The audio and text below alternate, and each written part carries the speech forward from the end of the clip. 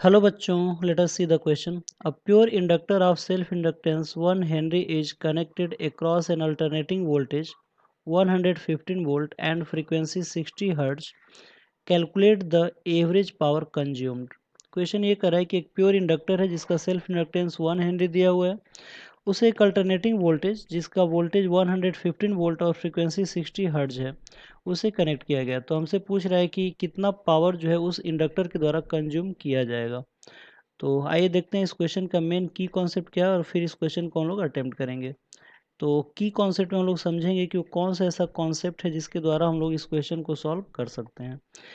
तो आप लोग देख सकते हैं यहाँ पे कि अल्टरनेटिंग वोल्टेज के द्वारा सिर्फ एक इंडक्टर को कनेक्ट किया गया है जिसका इंडक्टेंस 1 हेनरी दिया हुआ है, यानी कि ये एक प्योर इंडक्टिव सर्किट का एक क्वेश्चन बनता है यहाँ पे।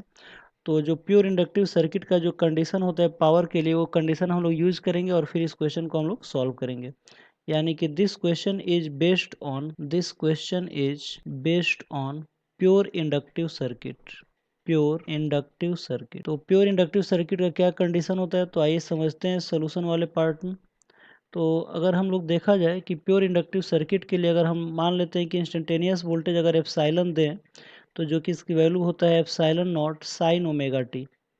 ये अगर इंस्टेंटेनियस वोल्टेज अगर प्रोवाइड करें तो देखते हैं कि हमें जो इंस्टेंटेनियस करंट की जो वैल्यू मिलता है वो मिलता है I=I0 sine omega t minus पाई/2। यानी कि प्योर इंडक्टिव सर्किट में करंट जो होता है 90 डिग्री लैग करता है, that is I lags by पाई/2।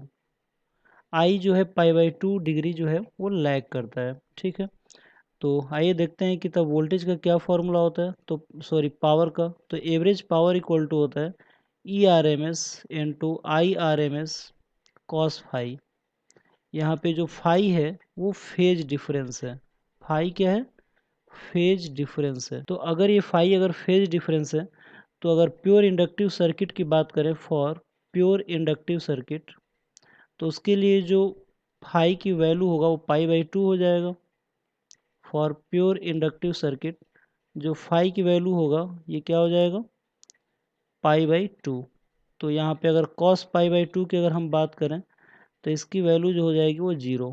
तो जो एवरेज पावर की वैल्यू होगा उसकी वैल्यू क्या आ जाएगा? 0, क्योंकि कॉस पाई/2 की वैल्यू यहाँ पे 0 हो जाएगा तो टोटल वैल्यू 0 हो जाएगा।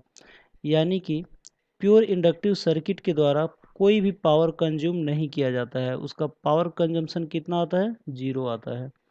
तो आई होप आप लोगों को ये क्वेश्चन समझ में आया होगा। Thank you very much, good luck.